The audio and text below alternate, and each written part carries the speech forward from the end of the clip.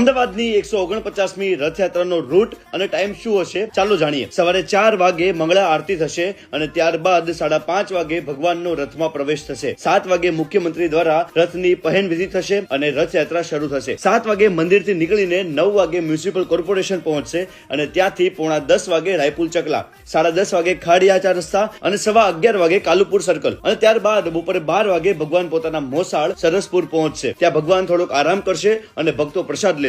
સરસપુરથી 1:30 વાગે રથયાત્રા પરત ફરીને 2 વાગે કાલુપુર સર્કલ પહોંચશે। 2:30 વાગે પ્રેમ દરવાજા, 3 વાગે દિલ્હી ચકલા અને 3:45 વાગે શાહપુર દરવાજા પહોંચશે। ત્યાંથી રથયાત્રા 4:30 વાગે આરસી હાઈસ્કૂલ, 5 વાગે ઘી કાંટા અને 5:45 વાગે પાનકોર નાકાથી 6:30 વાગે માણેક ચોક થઈને રાત્રે 8:30 વાગે નિજ મંદિર ભગવાનની રથયાત્રા પરત ફરશે અને ત્યારબાદ મંદિરમાં મહાઆરતી થશે। આવી જ અપડેટ્સ માટે ફોલો નમસ્તે અમદાવાદ।